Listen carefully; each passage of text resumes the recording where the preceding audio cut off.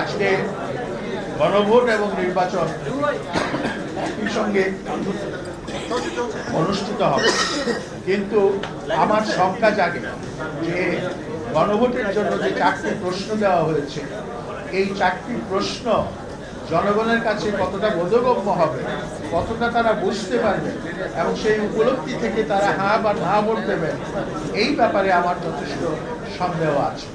কারণ এখনো বাংলাদেশের বিরাট সংখ্যক জনগোষ্ঠী, যেটাকে বলা যায় নিরক্ষর, তারা কিভাবে একটা সঠিক সিদ্ধান্ত গ্রহণ করবেন এই 4টি প্রশ্নের, জটিল প্রশ্নের আলোকে, সেটা একটা বড় প্রশ্ন।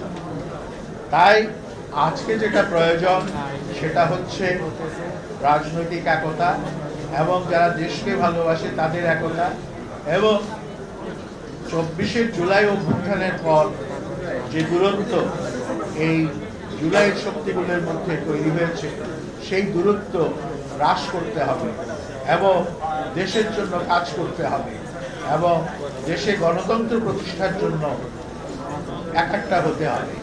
মনে রাখতে হবে, গণতন্ত্র না থাকলে দেশের স্বাধীনতা এবং সার্বভৌমত্ব থাকবে না। টানা তৃতীয়বার অর্জন করেছে দেশের সেরা সুপার ব্র্যান্ড স্বীকৃতি বসুন্ধরা টিস্যু। আপনারা জানেন, শেখ হাসিনা যতগুলো নির্বাচন করেছিল সেখানে জনগণের অংশগ্রহণ ছিল না, এবং শুধু তাই নয়, সেই নির্বাচনগুলো করার জন্য শেখ হাসিনাকে যারা সহায়তা, যে শক্তিকে সহায়তা করা করেছিল সেটা হচ্ছে প্রতিবেশী রাষ্ট্র ভারত। সুতরাং এইখানে আধিপত্যবাদের বিরুদ্ধে যে সংগ্রাম, সেই সংগ্রামেও গণতন্ত্রের প্রয়োজনীয়তা রয়েছে এবং গণতন্ত্রের জন্য আমাদেরকে সংগ্রাম করতে হবে। এবং আজকে বলতে হয়, গণতন্ত্রের পথে কোনো রকম বাধার সৃষ্টি করা একেবারেই এই দেশের জনগণ সহ্য করবে না।